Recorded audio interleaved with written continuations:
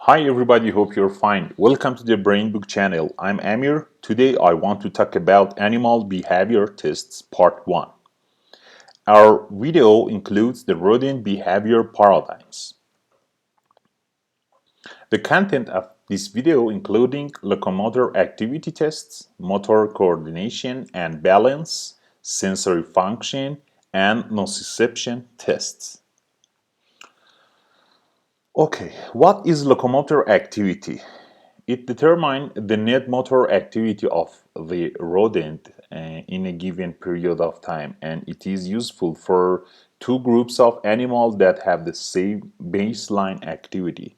For example, we have a knockout model animal and we compare it with the same wild type animal. If recorded for a long time to assess the locomotor activity, for example, for several days or several weeks, these measurements will be useful for analyzing the circadian rhythms.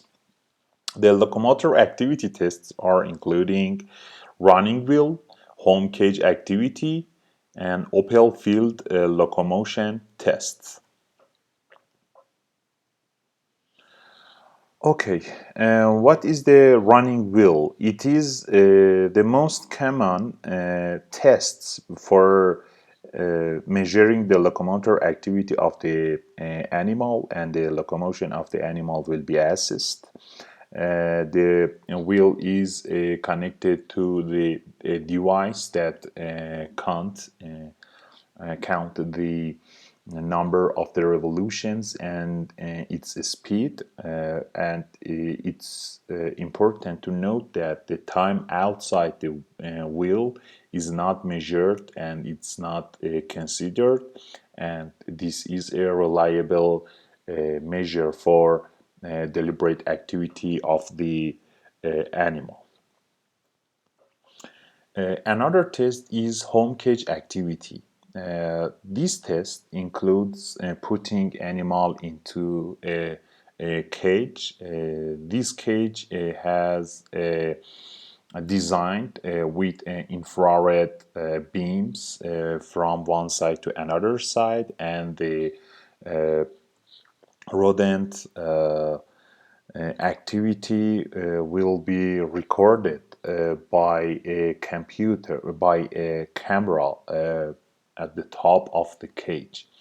When the mice have a movement, the beams will be bricked, and it costs to determine the location and the time that the mouse exists in some specific location in the cage. Uh, Also, the placed camera at the top of the cage will record the activity of the animal and analyze it with the computer program. It analyzes the horizontal activity of the mice, also vertical activity, and the time spent in different regions of the cage, and also the total distance that a animal moved during that time. Another test is called open field locomotion test. This test includes placing animal into a cubic box. The dimension of the cubic box is 1 meter wide, 1 meter long, and 1 meter height of this box. And the top of the box is uncovered. The animal is placed in the center of the surface, and the movement over minutes and hours is recorded by a camera, and the movement pattern is analyzed by a computer program. This test measures the horizontal movement of the animal, the total distance, and also it could be helpful to measure the anxiety of animal. And in next slide and next video we will talk about this test. There is another aspects for behavioral test. It is a motor coordination and balance measurements. It tests the strength of animal motor and vestibular system and could be performed as a single test or could be used as a complementary test to exclude motor deficits as a reason of poor performance in other behavioral experiments. It includes four main tests, including rotarod, footprint pattern assay, hanging wire assay, and vertical pole test. For the rotarod test, it is one of the most common tests to analyze the motor coordination and balance of the animal. This device is called rotarod. It includes a cylindrical vertical rod that is suspended above the padded surface. The animal and this rod is divided into different sections, as you can see here with the vertical plates, and uh, here we have a rotation of this rod, and the speed and acceleration of the rotation could be determined by a researcher or operator. The animals will put here, and the time that they will remain here, and after that they falls down is measured, and this test is for measurement of deficits in motor coordination or balance, and animals that have a deficits in motor coordination or balance will fall down more quickly than other animals. It measures motor learning and also animal learning after consecutive training, because when we repeat this test for animal, the animal would learn how to remain more and more on the road to do these tests. Okay, we have another test to measure the motor coordination and balance. This test is called footprint pattern assay. This assay is including dipping the animal paw in the ink and placing the animal on a paper lined tunnel.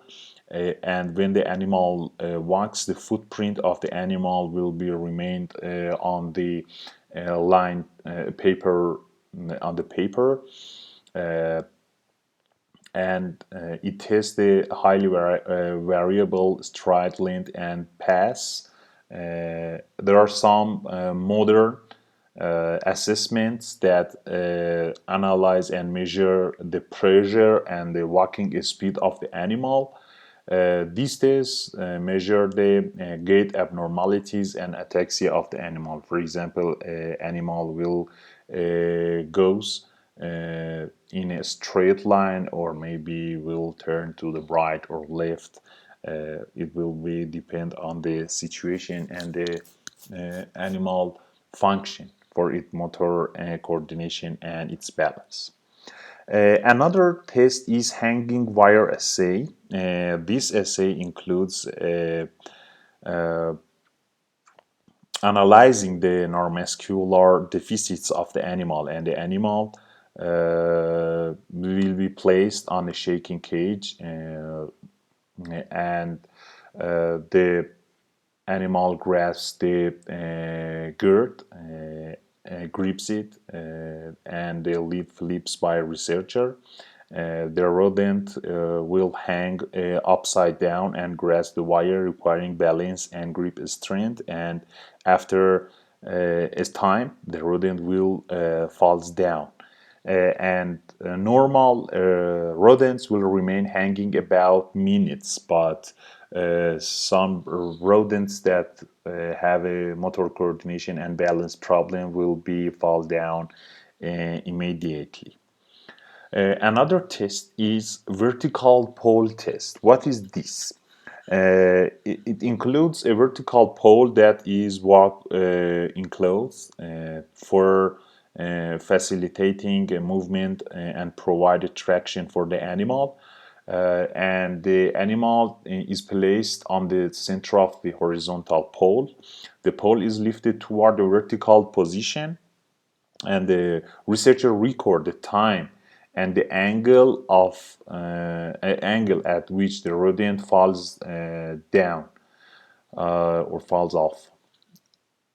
Before the angle of 45 degree, the rodent goes up and down, and after it, they maybe falls off. And the time that the rodents and the angle will be measured to determine the status of motor coordination and balance of the animal. Other tests will determine the sensory function of the animal. Usually, analyzing the sensory function is more difficult to observe than motor function because it's difficult to directly understand what animal perceives. And rodents demonstrate motor output to report detection of sensory stimuli, and these outputs will be measured. There are four main tests for analyzing the sensory function of the animal, including visual cliff assay, startle response assay, test assays, and olfaction. As you can see here, it's a test for sensory function. Its name is visual cliff assay. It measures the ability of rodent to see the drop off at the edge of the horizontal surface. As you can see here, we have a box here with the surface, and the surface will be continued with the glass, and the ability of the animal to see this edge is assessed in this test. Some animals that are not blind, they can see this drop off and this cliff here, and when they arrived here, they stop and analyze that if they continue, they will drop off here, but actually it is a glass, and they wouldn't be drop off. And some animals that are blind, they cannot find out that here is a drop off, and they continue to here. The whisker of the animal should be cut in order to because they help animal to feel the surface. And in addition, the design and the color of the box is as a checker box to for distinguishing the surface. Okay, we have another test which is named startle response assay. This test is including putting the animal in a specific instrument, and the instrument expose some unexpected and disruptive sensory stimuli to animal. The stimuli are including tactile, auditory, and visual stimuli. And the animal reaction to this stimuli is, for example, eye blinking, body flinch, and also overall muscle contraction. These reactions of the animal will be measured. Also, electromyogram measurements should be done for assessing the oral muscle contraction in this method. And also measure extinction of startle response over successive trial will be done. And this method will determine the sensory function of the animal for different stimuli. Another method is determining the sensory function of animal for tasting. it involves a choice assay. As you can see here, there are different bottles that are filled with water, but with different gustatory compounds that are placed in different bottles. And the animal preference to drink from, for example, bitter or sweet taste bottles will be recorded. For example, some experiments, some drugs, or maybe being knockout mouse will affect the sensory function and taste power of the animal. And the amount of consumption from each bottle will be recorded to determine the rodent preferences from these drinkings. Another test is testing olfaction of the animal, and this test is easy. It measures how long it takes for an animal to find a piece of familiar palatable food hidden in the cage, for example, here in different under the box, and test the normal olfactory processing of the animal in different or the same context. Uh, there is another behavioral test that is nociception. It is the ability to detect the noxious stimuli result in pain, and it is based on the physical indicator of discomfort in animal. For example, like withdrawals, reflexes, leaking, or vocalizations. It measures the neural basis of the pain and also effect of therapeutic analgesic drugs. We have 5 different tests for testing nociception, including tail flick assay, a hargreaves assay, hot plate assay, Ferry assay, and formalin assay. The first one is tail flick assay. You can see here that a high intensity beam of light is aimed at the rodent tail, and this beam results in heat. And when the beam result in pain that cause reflex of moving tail in animal. The amount of time it takes before the tail flicks to the side is recorded, and there is some important there are some important points that should be considered. The sex of animal, its age, and the body weight of the animal should be the same, because these features, sex, age, and the body weight, will affect the response to the tail flick assay. For this reason, our animal should be similar. Another test for nociception is hargreaves assay. The hargreaves assay is like this experiment, tail flick assay, but the difference is that the beam is projected to the hind paw of the animal, not its tails, and the time it takes for the animal to withdraw is recorded to determine the nociception of animal. Another test for the nociception is hot plate assay. It includes putting animals on the hot surface that is encapsulated to prevent escaping of the mouse, and the degree of the level of the surface will be determined by the operator and researcher. And normal rodents will react after 10 seconds in 53 degrees centigrade, and the latency and time of reaction is recorded in this method.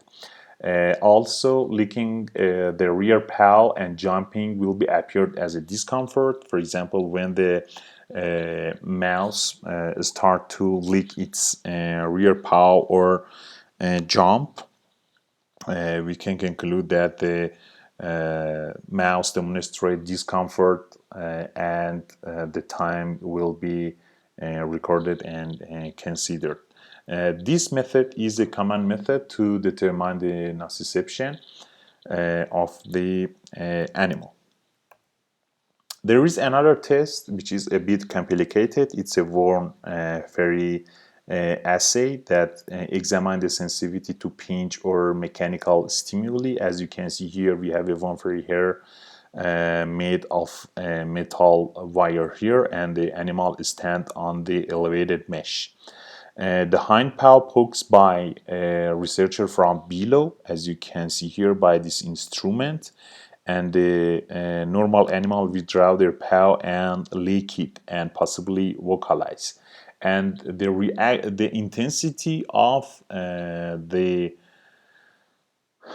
experiment will be determined by operator or researcher, and the activity of the animal and the time that it takes long that animal react to this stimuli will be recorded to determine the nociception level in animals.